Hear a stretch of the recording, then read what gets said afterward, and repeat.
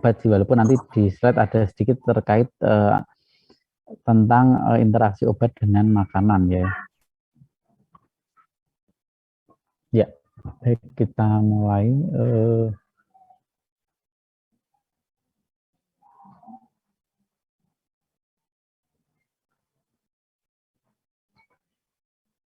Ya,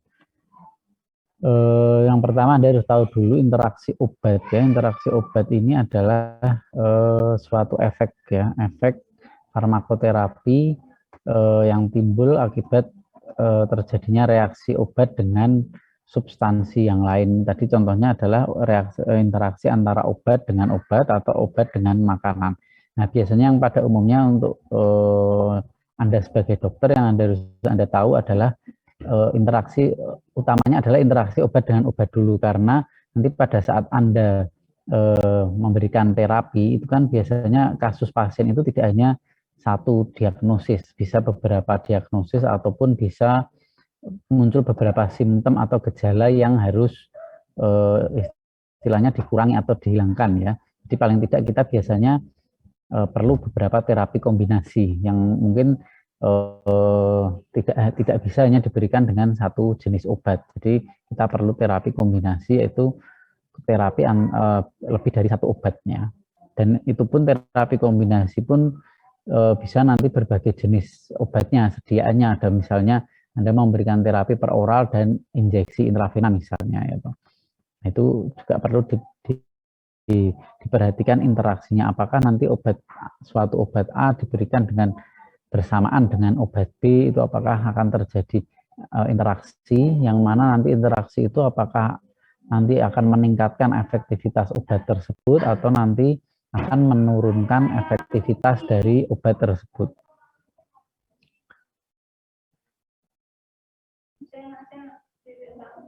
Ya, di mana interaksi obat itu dia nanti ada efek yang merugikan maupun efek yang menguntungkan ya. Sebetulnya ada efek yang dikehendaki maupun yang tidak dikehendaki ya. Oke, biasanya interaksi obat ini bisa terjadi ya minimal apabila melibatkan dua jenis obat ya. Bisa jadi dua jenis obat yang sama diberikan atau dua jenis obat yang berbeda ya. Kemudian tipe-tipe interaksi obat itu sebetulnya dibagi lagi menjadi 3 macam, cuma di sini saya tidak tulis, nanti ya. Jadi yang pertama itu tadi yang sudah saya sampaikan, ada tipe interaksi obat duplikasi. Duplikasi itu adalah interaksi di mana kedua obat yang efeknya sama ya, efeknya sama tapi diberikan secara bersamaan, itu akan menimbulkan suatu efek samping ya, suatu efek samping yang mungkin akan meningkat.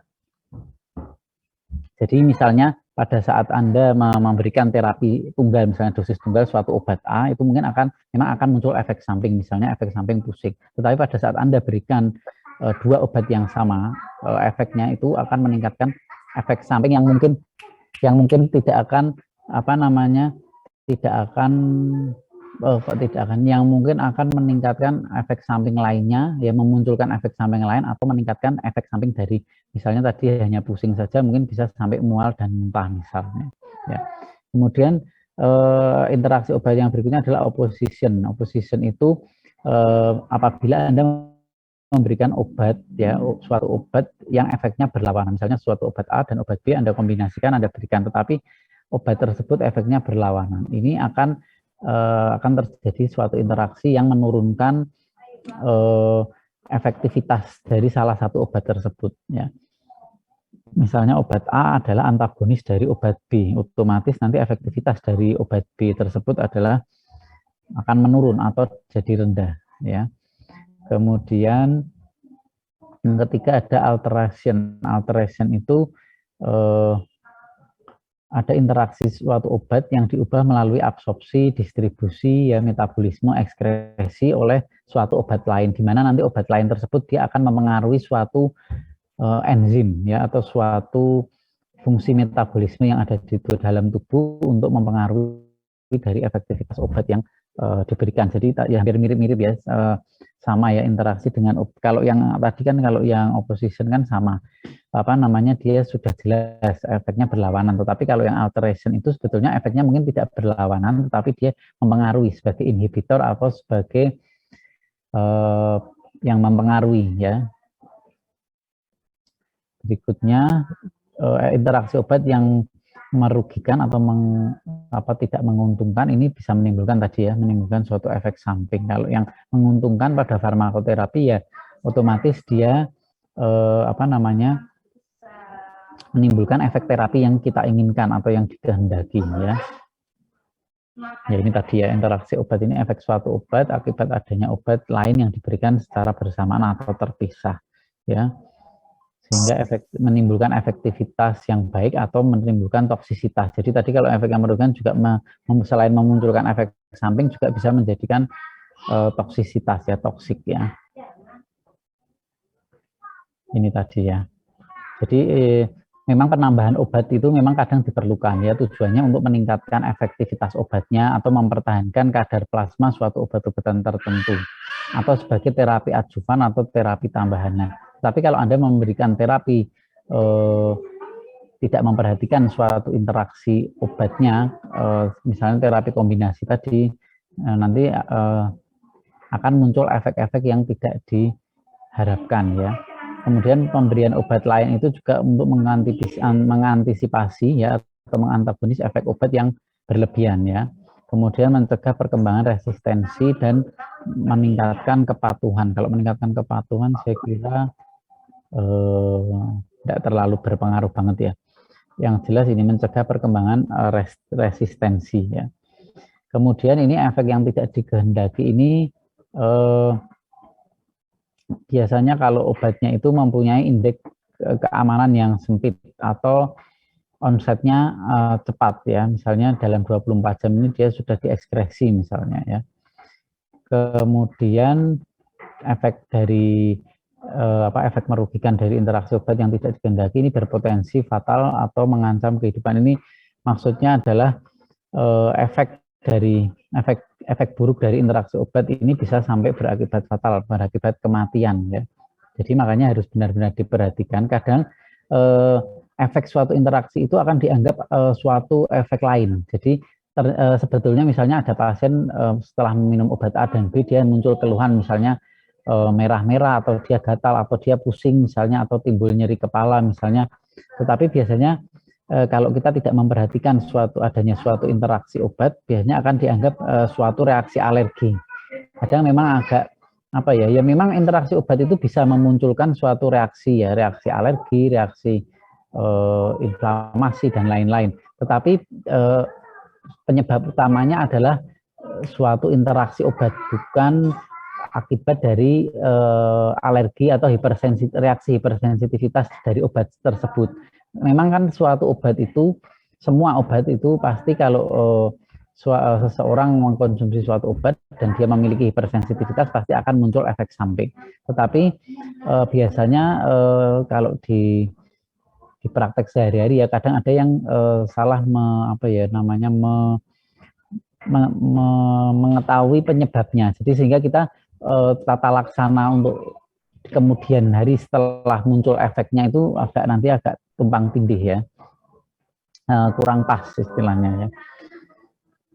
Kemudian ini faktor resiko ya terkait interaksi obat ya, ada pasien dengan resiko tinggi dengan interaksi obat ya, ada pada dewasa muda, kemudian ada pada pasien-pasien yang dengan multiple disease atau dengan komplikasi ya, kemudian pasien dengan sakit yang berat ya, atau pasien-pasien yang menerima multiple drug therapy ya. Sebetulnya kalau multiple drug therapy ini tidak hanya pada pasien yang multiple disease, contohnya kalau pada pasien TB itu kan multiple drug therapy ya, obatnya ada berbagai macam, tidak hanya satu macam aja kan, macam-macam. Ya itu juga beresiko untuk terjadinya interaksi obat. Kemudian pada pasien-pasien dengan gangguan ginjal, gangguan liver, di mana gangguan ginjal ini nanti akan berpengaruh pada distribusi, ekskresi, dan metabolisme obat ya. Karena sebagian besar obat itu memang di metabolisme, diekskresikan di melalui urin atau melalui ginjal ya, dan juga di metabolisme melalui liver ya. First pass metabolisme yang peroral itu biasanya akan melalui first pass metabolisme melalui hepar ya. Jadi kalau kedua organ ini terganggu, otomatis penyerapan obat, metabolisme obat itu otomatis akan terganggu sehingga efektivitasnya juga berkurang. Nah, kadang-kadang kalau kita memberikan terapi pada pasien-pasien yang sudah ada riwayat gangguan ginjal, gangguan liver atau gangguan organ lainnya, kita juga harus memperhatikan dosis yang diberikan, kemudian berapa macam obat yang mau kita berikan. Ya, apakah obat tersebut tadi ada suatu interaksi? Apakah nanti suatu obat yang kita berikan bersamaan itu akan mempengaruhi suatu enzim yang ada di hepar sehingga akan berpengaruh pada metabolisme. Kadang kan memang ada suatu obat yang dia bentuknya bukan suatu zat aktif yang langsung kita minum, langsung bereaksi, langsung masuk organ target. Tidak seperti itu. Ada beberapa obat yang harus memang melalui first pass metabolisme, tujuannya untuk dia mengaktifasi suatu metabolit yang belum aktif di metabolisme dulu sehingga dirubah menjadi metabolit aktif. Nah, maka dari itu kalau hepar atau organ-organ ini yang berfungsi sebagai untuk farmakodinamik ya, atau farmakokinetik yang berperan pada farmakodinamik maupun farmakokinetik ini terganggu, otomatis nanti efektivitas obatnya berkurang, sehingga makanya dokter harus menambahkan dosisnya atau bahkan menambah beberapa jenis obat untuk sebagai terapi tambahan untuk menunjang terapi hasil terapi yang diinginkan. Makanya kita memberikan obat itu harusnya tidak boleh sembarangan ya, harus kita tahu dulu apakah obat ini ada interaksi atau tidak, kemudian apakah pasien ini adakah gangguan fungsi organ ya.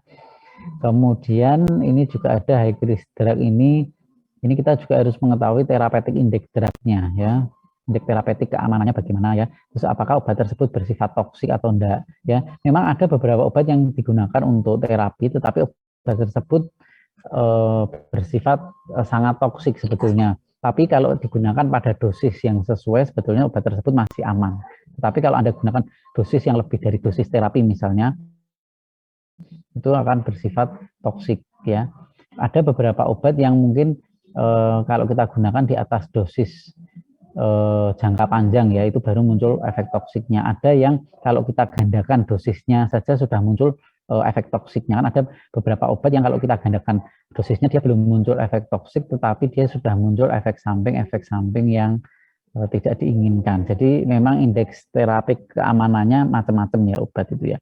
Kemudian high risk drug ini juga ada obat-obatan yang bersifat sebagai inhibitor atau inducer ya, enzim ya. Makanya kalau mempelajari farmakologi itu obat-obatnya juga perlu dibaca terkait farmakodinamiknya, mekanisme kerjanya bagaimana. Ya, kemudian pada saat di metabolisme di hepar itu kira-kira kalau tidak salah saya ada di kuliah saya yang yaitu kemarin saya ngasih kuliah, ada beberapa obat yang suatu obat A dia harus dia sebagai inhibitor suatu enzim apa. Kalau di dalam hepar itu ada semua sebetulnya di buku farmakologi kalau mau dibuka ya. Ini jadi harus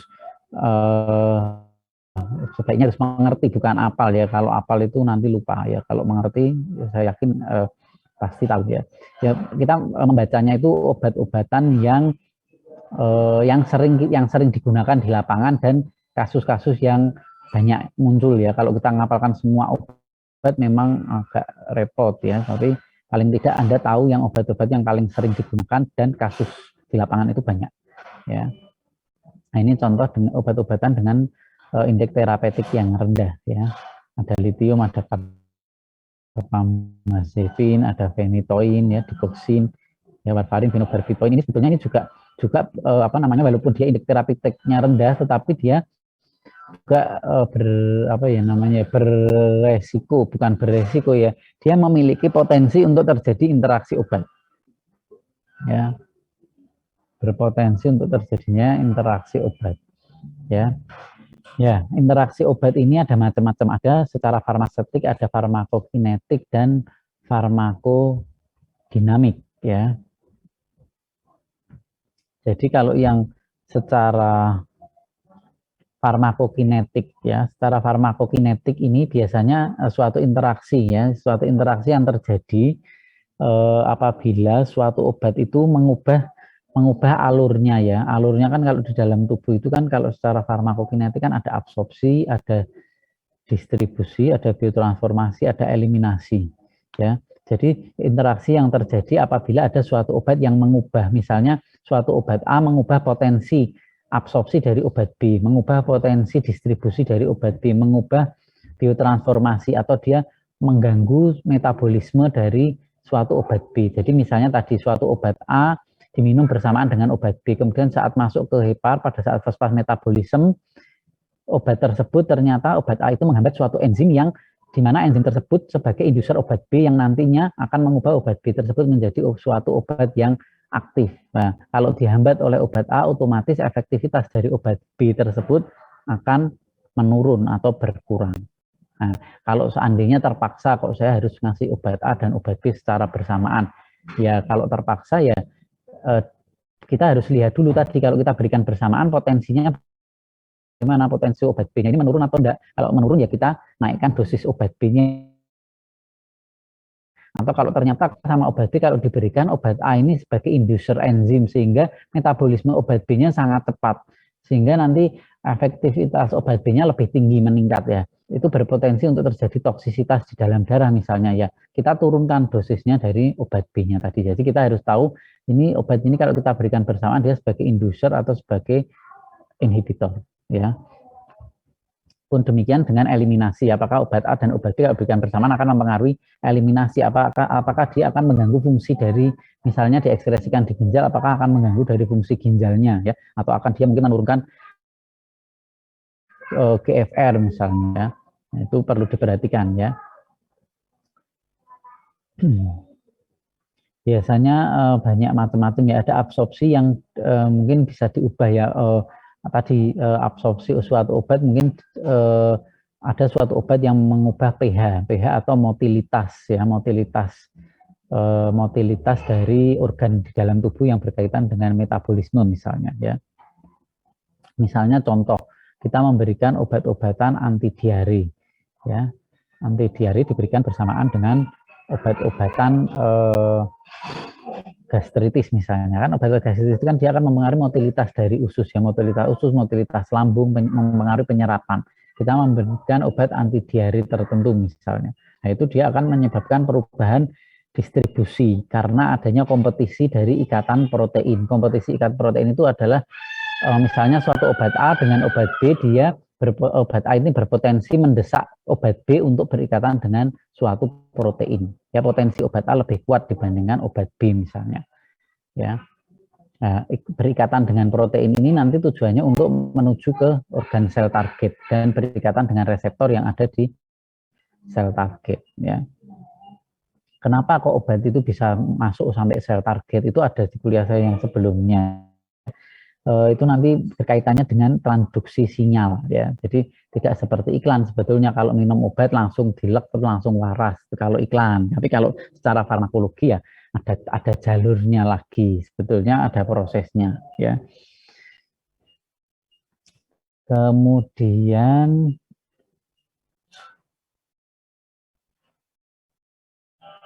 yang berikutnya adalah interaksi farmakodinamik ya. Farmakodinamik ini interaksi yang terjadi antara obat-obatan yang mempunyai efek samping ya, efek samping yang serupa atau berlawanan ya. Interaksi ini biasanya penyebabnya adalah adanya kompetisi ya, kompetisi pada reseptor yang sama atau terjadi pada obat-obatan yang bekerja pada sistem fisiologis. Sebetulnya farmakologi ini dia berkaitan erat ya dengan fisiologi. Makanya sebelum Anda belajar farmakologi ada baiknya Anda membaca patofisiologinya ya, patofisiologinya bagaimana baru Anda bisa menggabungkan dengan farmakologinya. Karena kalau langsung ke farmakologinya memang ya bisa sih, cuma agak gimana ya, kurang fokus. Kita tidak bisa, agak kesulitan untuk menangkap maksudnya ya. Ya, maksudnya di sini adalah interaksi farmakodinamik itu adalah tadi ada obat yang bersifat antagonis ya, diberikan dengan obat yang berlawanan efeknya, atau misalnya obatnya tersebut sama-sama bersifat agonis ya. Nah, itu akan terjadi suatu kompetisi. Kalau kita memberikan obat-obatan obat A dengan obat B, ternyata obat A ini adalah sifatnya antagonis terhadap obat B, otomatis nanti akan terjadi kompetisi pada saat suatu obat ini mencapai reseptor di sel dalam tubuh. Nah, kalau obat A potensinya lebih kuat berikatan dengan suatu reseptor tersebut, otomatis obat B tidak bisa berikatan dengan reseptor yang dituju. Kalau tidak bisa berikatan dengan reseptor yang dituju, otomatis obat tersebut tidak bisa menuju sel targetnya, organ targetnya, sehingga efektivitas dari obat tersebut tidak bisa muncul, tidak ada efek terapi sama sekali atau efektivitasnya dia berkurang. Ya biasanya kalau yang antagonis ya otomatis dia diblok reseptornya, ya tidak bisa muncul efek apapun. Nah, kalau tidak bisa muncul efek, otomatis obat-obatan B tadi yang tidak berikatan dengan reseptor otomatis dia akan bebas di aliran darah. Memang ada sebagian besar obat yang tidak dimetabolisme atau sisa-sisa metabolisme, tidak semua diekskresi, dia ada yang disimpan di jaringan adipose. Tetapi kalau yang dia tidak bisa berikatan dengan suatu reseptor, tidak bisa menuju organ target, otomatis dia akan bebas di plasma darah. Kalau dia terlalu banyak bebas di plasma darah, otomatis akan terjadi toksisitas. Nah, ini termasuk efek yang tidak dikehendaki. Makanya hati-hati pada pemberian obat-obatan yang bersifatnya antagonis ya. Sampai di sini paham ya, mudah-mudahan tidak muntah-muntah ya. Ini saya pelankan sebetulnya, maksudnya tidak saya cari contoh yang rotok gampang, enggak yang jelimet. Saya kira kok paham ya ini, soalnya kan saya pakai bahasa Indonesia ya, enggak bahasa aneh-aneh. Kemudian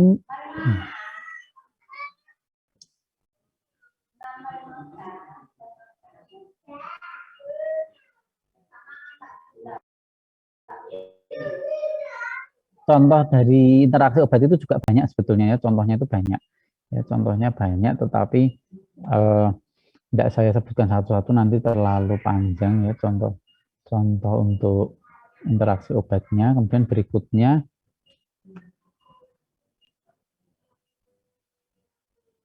ya ini tadi ya, ini kan secara farmasetik kalau yang ini ya, secara farmasetik ini atau suatu drug incapability ya, interaksi yang dia berkaitan dengan administrasi, sebenarnya mirip-mirip dengan dengan farmakokinetik. Tetapi kalau di sini contohnya adalah antara dua obat yang dicampur ya. Biasanya dua obat yang dicampur ini kalau farmasetik itu dia terjadi interaksinya di luar tubuh biasanya ya. Kalau farmasetik, misalnya kita mencampur dua obat ya, ini bisa menjadi suatu interaksi fisik ya atau suatu interaksi kimia. Di mana kita mencampur dua obat akan terjadi suatu interaksi, mungkin obat tersebut di luar itu terjadi interaksi, dia tidak akan menimbulkan efek ya. Tapi kalau dimasukkan interaksi di dalam tubuh, dia baru akan muncul efek. Misalnya seperti itu adalah interaksi secara farmasetik ya. Ini contoh-contoh obat-obatan ya, interaksi yang terjadi outside the body. Ini maksudnya interaksi obat yang terjadi di luar tubuh. Ya, misalnya kita mencampur thiopenton dan suxametineum ya, akan menghasilkan presipitasi. Misalnya diazepam kita masukkan ke dalam cairan infus ya, akan terjadi presipitasi ya. Presipitasi tahu ya, saya kira tahu ya presipitasi ya. Kemudian kalau kita mencampurkan heparin dan hidrokortison ya, akan terjadi inaktivasi dari heparin, otomatis fungsi heparinnya tidak bekerja, nanti tidak akan muncul efek terapeutik ya. Kemudian gentamisin dan hidrokortison ini juga sama, ini dia akan inaktivasi dari gentamisin ya, otomatis nanti efek dari antibiotik gentamisinnya tidak akan berefek kalau kita campur dengan hidrokortison ya. Ya, ini tadi sudah ya, interaksi dalam farmakokinetik ini tadi yang berpengaruh terhadap absorpsi, distribusi dan ekskresi ya. Dapat menurunkan maupun meningkatkan dari kadar plasma obat. Ya, ini tadi ya yang tadi saya sampaikan. Kalau tadi misalnya pada absorpsi, misalnya Anda berikan suatu obat diare, akan mempengaruhi motilitas dari gaster dan akan mempengaruhi fosfat metabolisme kalau Anda berikan bersamaan dengan obat-obatan anti tukak lambung misalnya tadi ya. Tadi saya kira sudah saya sampaikan di depan.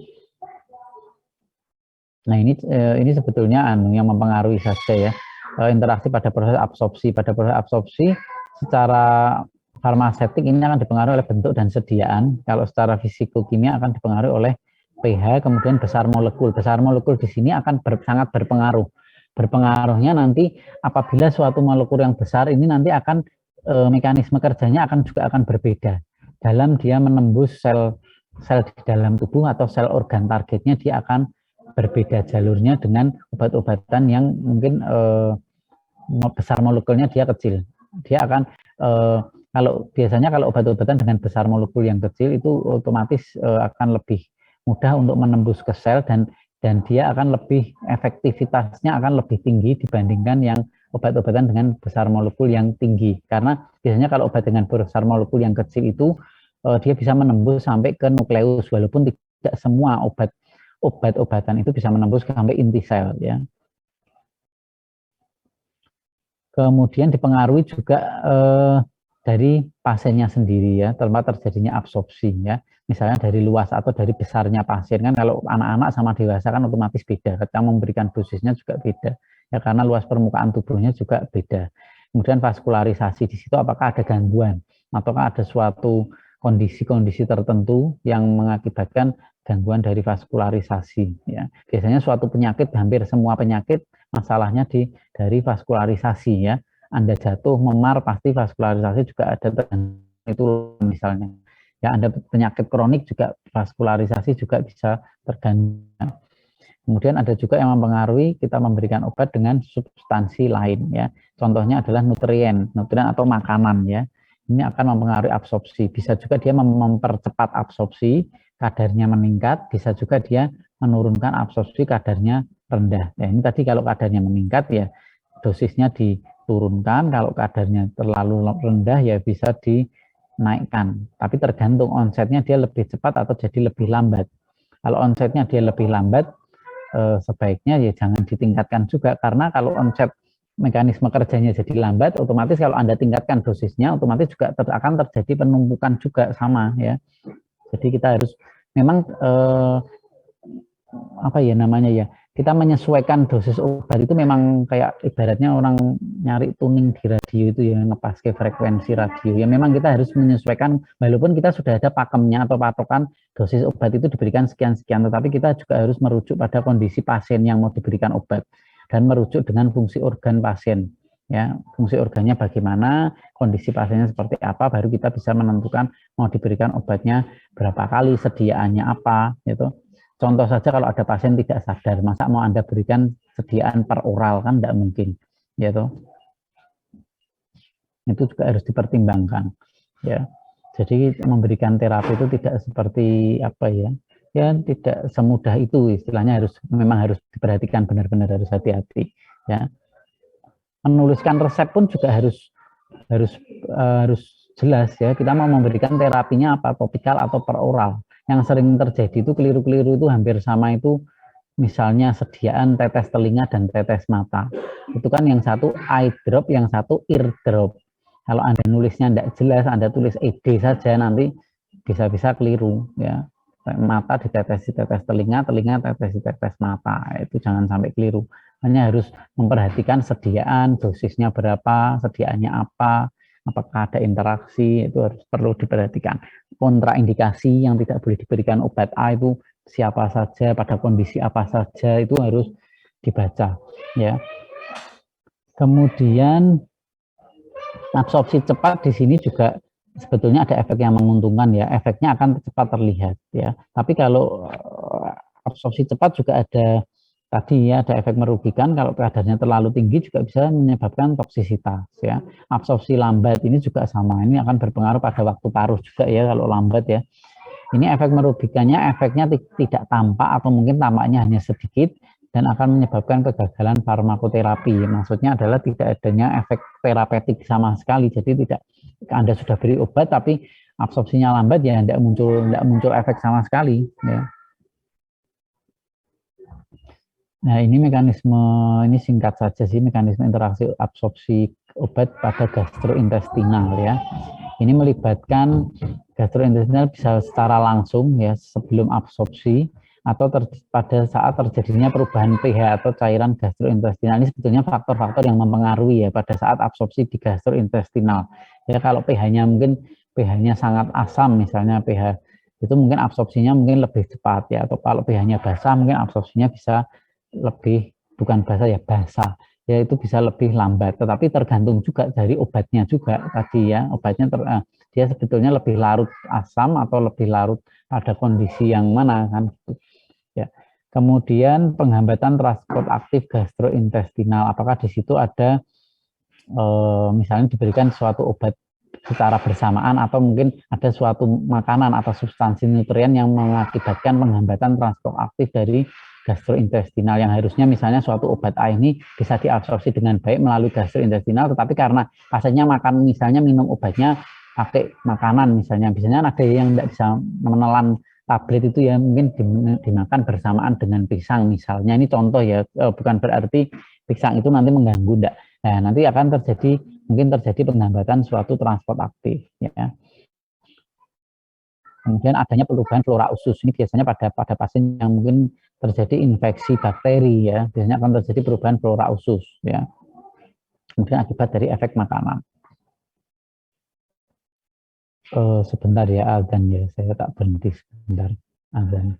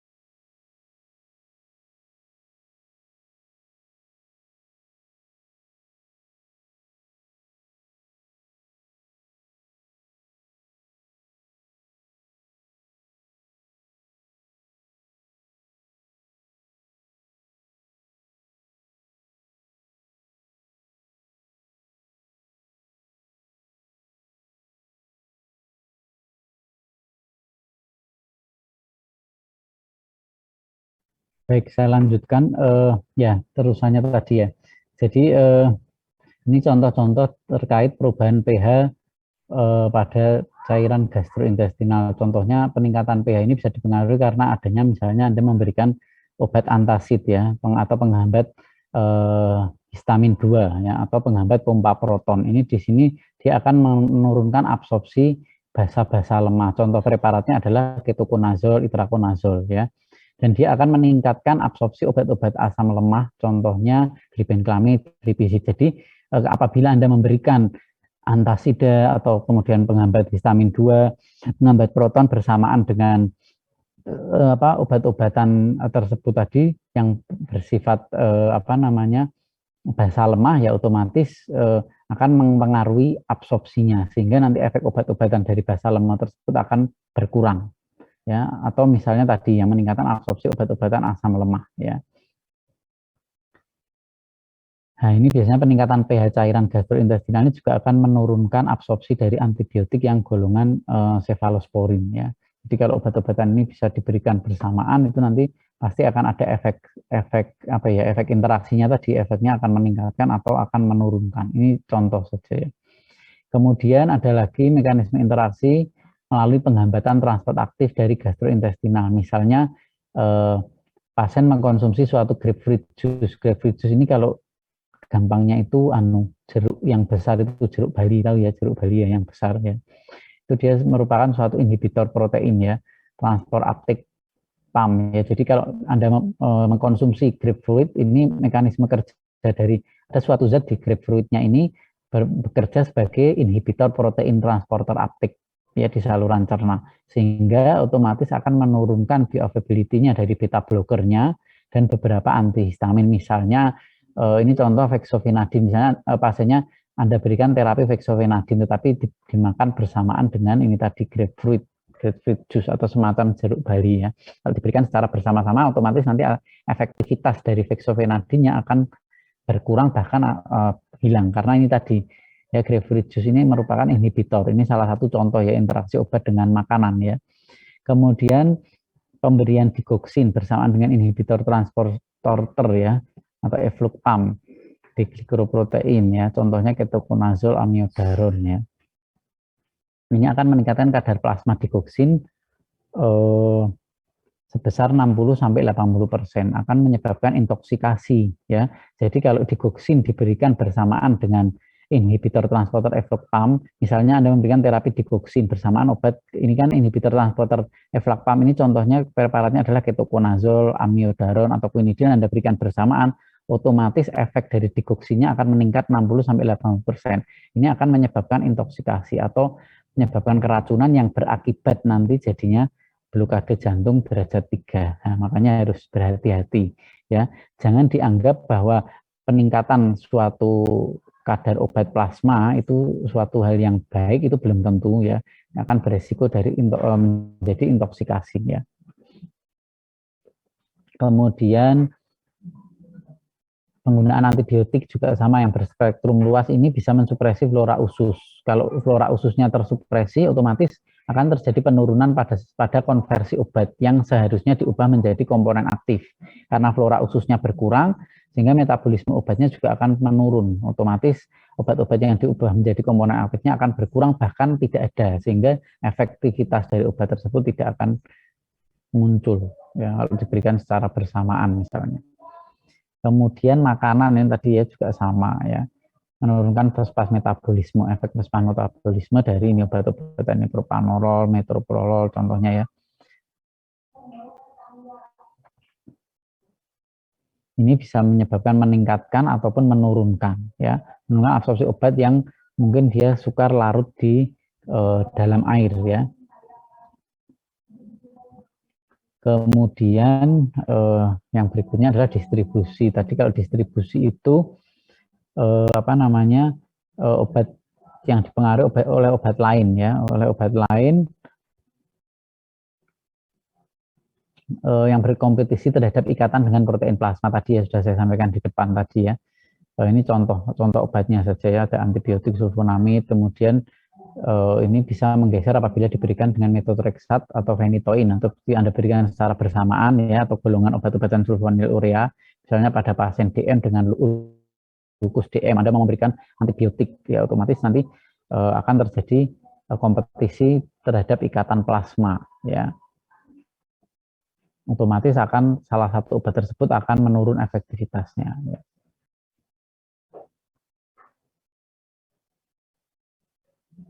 Nah, ini obat-obatan yang terjadi interaksi pada proses distribusi akan bermakna secara klinis ya apabila obat-obatan tersebut memiliki ikatan dengan protein plasma sebesar lebih dari 85%. Kemudian volume distribusinya dia kecil. Ya, maksudnya volume distribusi kecil itu berat molekulnya ya.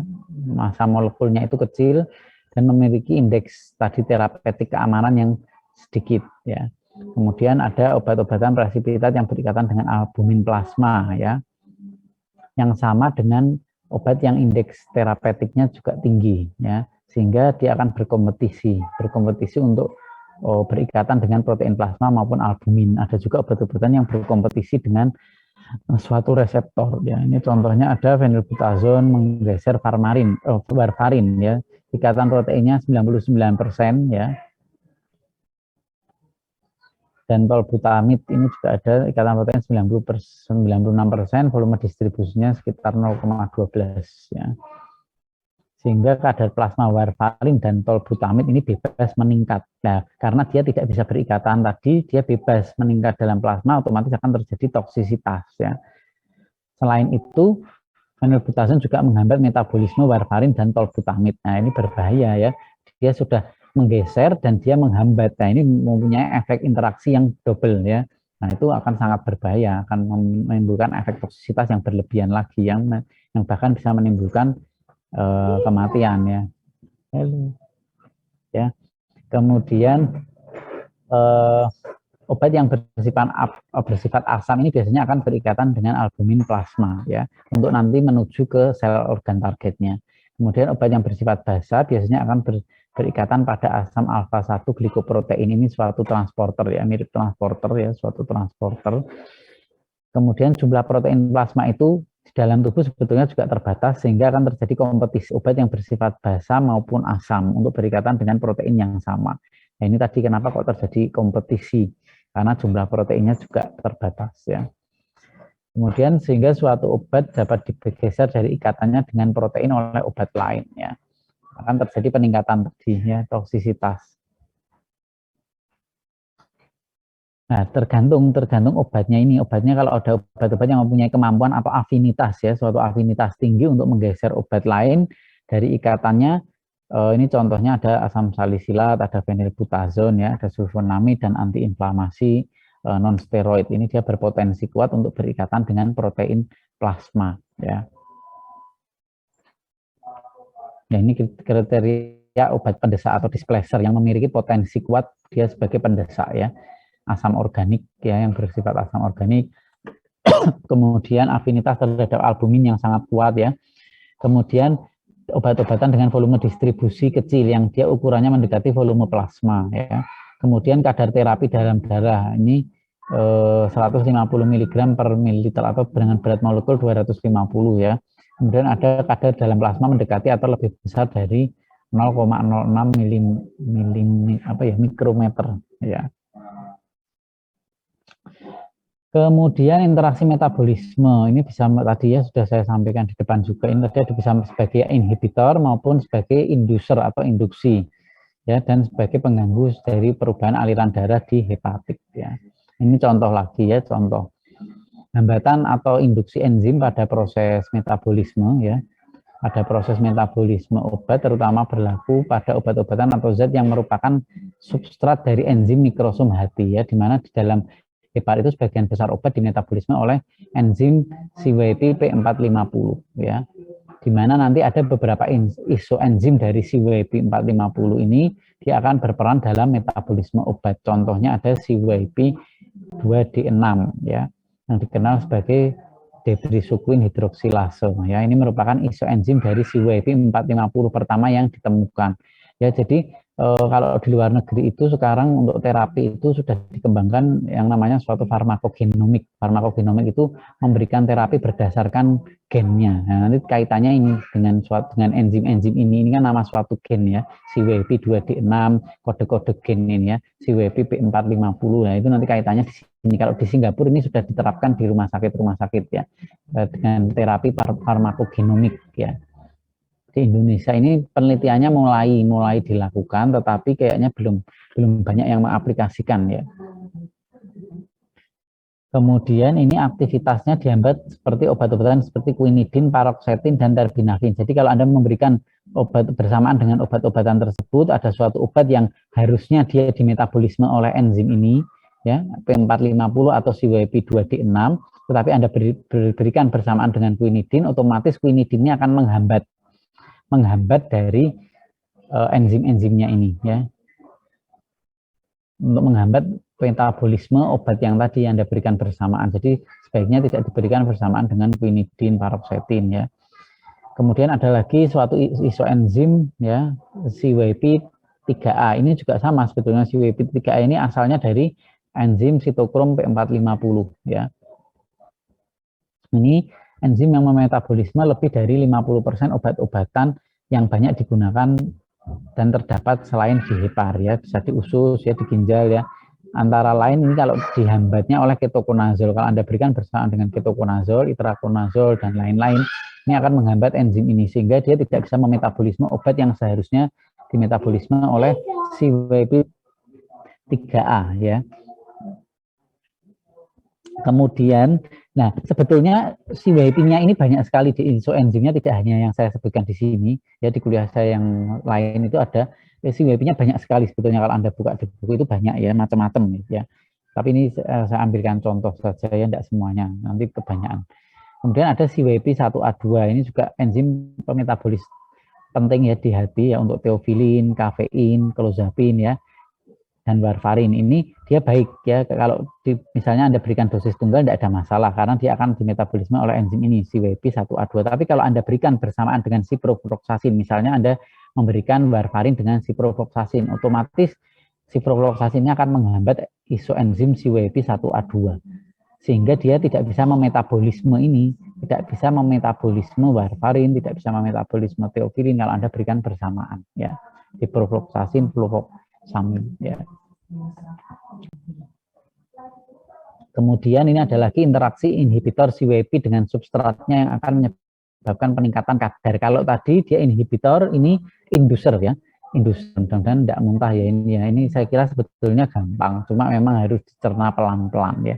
Ya, kalau yang ini interaksi inhibitor CYP sebenarnya akan menyebabkan peningkatan kadar plasma atau peningkatan bioavailability sehingga memungkinkan aktivitas substratnya meningkat sehingga sampai terjadi efektivitas yang tidak dikehendaki. Ini contohnya interaksi antara terfenadin atau astemizol ya, ini adalah substrat dengan CYP3A4 atau 3A5 ya, dengan ketokonazol ya, atau dengan claritomycin yang merupakan inhibitor poten ya, yang merupakan suatu inhibitor. Otomatis ini akan meningkatkan kadar substrat yang menyebabkan toksisitas ya. Jadi ini tadi sama sebetulnya ya. Kalau dia menghambat ini kan tidak dimetabolisme, otomatis akan bebas ya, akan bebas di plasma darah ya. Akan bebas di plasma menyebabkan toksisitas di darah, akibatnya bisa menyebabkan perpanjangan interval QT pada gambaran EKG jantung ya. Berakibat terjadinya aritmia ventrikel ya. Jadi efeknya banyak sekali ya. Sehingga menyebabkan kejadian yang fatal bahkan menjadi kardiak infark ya. Nah, ini hati-hati ya. Kalau memberikan obat-obatan yang kiranya terjadi interaksi, suatu interaksi apalagi yang interaksinya dengan substrat ya. Oh ya, maaf, ini tadi yang ini tetap masih inhibitor tetapi ini dengan substrat. Kalau yang ini tadi ini baru induktor ya, induktor enzim pemetabolisme CYP. Ini akan meningkatkan sintesis enzim tersebut. Ya, jadi kalau tadi menghambat, ini menginduksi ya. Interaksi induktor CYP dengan substratnya ini akan menyebabkan kecepatan metabolisme obat. Jadi enzimnya misalnya jumlahnya ada 10, tetapi karena Anda berikan dengan obat-obatan yang sebagai induktor enzim, otomatis enzimnya akan diproduksi lebih banyak menjadi 20 misalnya. Nah, kalau enzimnya terlalu banyak, otomatis metabolisme suatu obat B-nya tadi yang dipengaruhi oleh obat A, enzimnya otomatis akan lebih cepat di metabolisme. Ya, sehingga kadarnya akan menurun, efikasi obatnya juga akan menurun, atau bahkan sebaliknya, efikasi obatnya akan meningkat. Ya, nah ini bisa juga induksi CWP ini bisa menyebabkan meningkatnya pembentukan metabolit yang bersifat reaktif, sehingga juga bisa menimbulkan resiko toksik. Jadi tidak hanya inhibitor saja yang bisa menimbulkan toksik, tetapi induktor ini juga bisa menyebabkan toksisitas. Ya.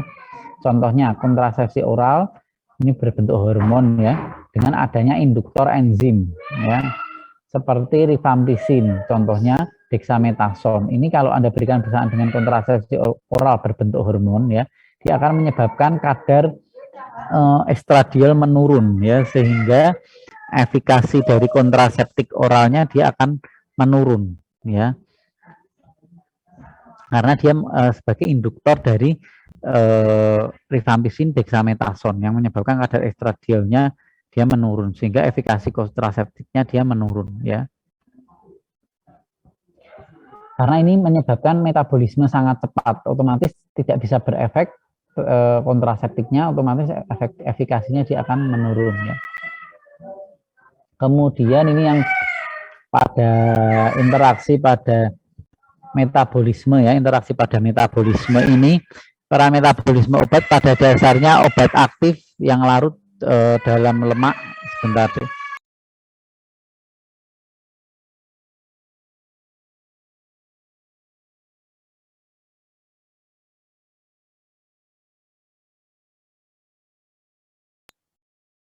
Ya, berikutnya interaksi pada metabolisme ya. Peran metabolisme obat pada dasarnya obat aktif yang larut lemak ya akan diubah menjadi tidak aktif sehingga mudah dikeluarkan dari dalam tubuh ya. Jadi kan kalau obat itu kan harusnya kan memang di metabolisme ya, ada suatu zat yang belum aktif, kemudian di metabolisme entah itu obatnya nanti akan larut lemak ya, atau larut dengan dalam air. Kalau larut lemak akan diubah menjadi tidak aktif sehingga mudah dikeluarkan dari dalam tubuh ya. Juga proses metabolisme ini juga berperan pada proses ekskresi ya, untuk memudahkan ekskresi suatu metabolit juga diubah menjadi metabolit tidak aktif. Ini yang ya sama sebetulnya yang memegang peranan, yaitu sitokrom P450 ya. Obat atau makanan substansi lain ini memicu kerja enzim ya sebagai induser atau sebagai inhibitor ya. Ini ada contoh-contoh makanan ya yang masuk golongan sebagai enzim inducer ya. Ada carbohydrate food, ada cigarette smoke, ini bukan makanan sebetulnya ya. Dan ada etanol ya. Nah, ini biasanya juga Anda harus perhatikan ya. Biasanya pada pasien-pasien dengan riwayat pengonsumsi alkohol ini juga harus diperhatikan kalau Anda memberikan suatu terapi, karena ini nanti akan menimbulkan berbagai macam interaksi ya. Kemudian ada enzim inhibitor, ini contohnya ada grapefruit ya. Ini adalah enzim yang memetabolismenya ya. Kalau carbohydrate ini biasanya dimetabolisme oleh CYP1A2, kemudian cigarette smoke atau asap rokok ini akan dimetabolisme CYP1A2. Ini etanol ini akan dimetabolisme beberapa enzim ya, isoenzim ya. Kalau grapefruit ini juga sama, 1A2 dan CYP3A4. Ini contoh saja, contoh ini ada acetaminophen atau paracetamol ya, diberikan bersamaan dengan carbohydrate food ya. Kadar acetaminophen dalam darah akan menjadi rendah, sehingga efektivitasnya juga akan berkurang ya. Kemudian enzim inhibitor kalau diberikan dengan grapefruit juice, kadar nifedipin dalam darah akan tinggi karena tadi dia tidak bisa dimetabolisme. Kalau ini rendah karena terlalu cepat atau terlalu banyak di metabolisme sehingga yang ada di dalam darah sedikit ya. Kalau ini karena tadi grapefruit ini memblok supaya ini tidak bisa di metabolisme, ya otomatis ininya numpuk ya, numpuk di aliran darah sehingga bisa efeknya bisa lama, atau bahkan kalau terlalu banyak numpuk ya bisa terjadi toksisitas ya. Jadi penumpukan di situ itu tidak melulu menyebabkan toksisitas, tapi dia bisa memperlambat atau memperlama efek dari obat tersebut, atau dia menimbulkan toksisitas ya. Kemudian interaksi pada proses eliminasi atau ekskresi ini sama ya, transfer aktif pada membran sel, kemudian tergantung dari suasana pH di ginjal ya. Sebetulnya ekskresi tidak hanya di ginjal saja ya sebetulnya ya, bisa juga ekskresi di ekskresi diekskresikan melalui empedu atau diekskresikan melalui feses. Cuma memang sebagian besar, hampir 90% obat-obatan itu diekskresikan melalui ginjal atau melalui urin. Ya.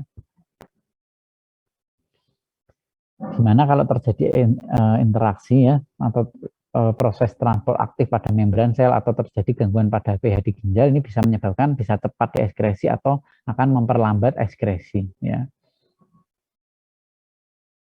Ini tadi ya, proses ekskresinya bisa melalui empedu pada sirkulasi ya, kemudian bisa melalui ginjal ya. Kemudian kalau melalui empedu ini biasanya terjadi gangguan akibat kompetisi antara obat metabolit ya untuk sistem transport yang sama ya, contohnya quinidin. Ya, dia akan menurunkan ekskresi dari empedu digoksin. Jadi digoksin ini akan diekskresikan melalui empedu, tetapi kalau diberikan dengan quinidin dia akan fungsi ekskresinya akan menurun ya. Kemudian apalagi ini penghambatan ekskresi di tubuh ginjal juga dapat terjadi ya akibat adanya kompetisi antara obat dan metabolit untuk sistem transport yang sama. Jadi sebetulnya kompetisi untuk mendapatkan suatu transporternya. Jadi dia bersaing untuk transporternya. Kalau tadi pada saat metabolisme dia akan bersaing kompetisi berikatan dengan plasmanya. Tetapi kalau yang ini berikatan dengan transporternya. Ya, pada sistem transport untuk bersifat asam dan metabolit yang bersifat asam sama ya. Ini contoh fenilbutason, indometasin, ini penghambat sekresi ke tubuh ginjal ya. Obat-obatan diuretik, tiazid dan furosemid ya, sehingga efek diuretiknya akan menurun ya. Karena kan kalau efek diuretik kan otomatis pasiennya kan akan banyak kencing ya. Kalau diberikan bersamaan dengan fenilbutason, otomatis sekresi ke tubuh ginjalnya akan berkurang. Otomatis yang tidak berfungsi diuretiknya ya. Kemudian yang farmakodinamik ini tadi berkompetisi, suatu obat berkompetisi untuk berikatan dengan suatu reseptornya ya, tempat kerjanya atau pada sistem fisiologi yang sama, sehingga bisa terjadi efek aditif atau sinergistik atau bahkan antagonistik ya, tanpa adanya perubahan kadar plasma ataupun profil farmakokinetik ya. Ini ada contohnya, ini contoh-contoh saja ya. Interaksi obat pada reseptor yang bersifat antagonis ini misalnya interaksi antara beta blocker dengan antagonis beta 2 ya, pada penderita asma ini jelas ya berlawanan, mekanisme kerjanya saja sudah beda ya. Ini akan terjadi interaksi antara penghambat reseptor dopamin dengan levodopa, ini contoh lagi ya. Ini kalau yang interaksi efek adiktif ya. Kedua obat tersebut bisa bekerja pada reseptor yang sama atau reseptor yang berbeda. Contohnya efek depresi SSP aditif disebabkan karena adanya pemberian sedatif maupun hipnotik ya. Akan muncul bersamaan dengan konsumsi etanol. Ya, ini akan menimbulkan efek adiktif ya, karena bekerja pada suatu reseptor yang sama ya. Kalau supraadiktif ini interaksi lebih besar daripada jumlah kedua obat. Ini contohnya antibiotik sulfonamid dengan dihidrofolik asid reduktase. Inhibitornya berupa timetoprim. Ini hampir sama dengan adiktif ya. Kalau potensiasi ini adalah potensi obat yang ditingkatkan oleh obat kedua yang tidak punya efek ya. Ini contoh ya, contohnya interaksi antara beta-lactam inhibitor seperti asam clavulanat dengan beta-lactam penisilin, golongan penisilin ya. Kalau diberikan sendirian hanya amoxilin saja, dia efeknya kurang. Tapi kalau dia dicampur dengan asam clavulanat, dia akan berefek, dia akan mengurangi resistensi antibiotiknya. Jadi biasanya kalau misalnya dikasih amoxilin kok dia tidak berefek atau misalnya bakterinya sudah resisten, kita tambahkan asam clavulanat, dia akan timbul efek lainnya yang menguntungkan ya. Dan sebetulnya obat kedua itu tidak mempunyai efek sendiri kalau diberikan dalam dosis tunggal. Jadi ini misalnya amoxilin kan sebagai antibiotik, tetapi asam clavulanat kalau Anda berikan dalam dosis tunggal tidak ada efek apa-apa sama sekali. Tetapi kalau Anda campur dengan amoxilin, dia akan muncul efek terapeutik yang baru. Paham ya? Itu potensi ya, namanya potensiasi ya. Kemudian ini tadi sudah ya. Ini penyebabnya ya, tadi ada motilitas, ada pH ya, ada suplai darah, gangguan vaskularisasi ya, kemudian pengaruh dari transport aktif dan biotransformasi ini tadi saya kira sudah. Baik, sudah selesai. Ada pertanyaan mungkin sebelum saya akhiri, mudah-mudahan enggak pusing ya. Ya, pusing-pusing sedikit paling tidak ya ada yang nyangkut lah ya. Masuk belas-belaso ya. Saya tadi rada pelan-pelan saja nih. Ya, silahkan kalau ada yang mau ditanyakan. Mudah-mudahan paham semua. Baik, kalau tidak ada mungkin ini sudah mau kuliah berikutnya. Terima kasih. Saya akhiri kuliah pada sore hari ini dengan doa majelis. Alhamdulillahirabbil alamin. Subhanallah wa bihamdika asyhadu an la ilaha illa anta astaghfiruka wa atubu ilaik. Terima kasih. Assalamualaikum warahmatullahi wabarakatuh. Waalaikumsalam warahmatullahi wabarakatuh.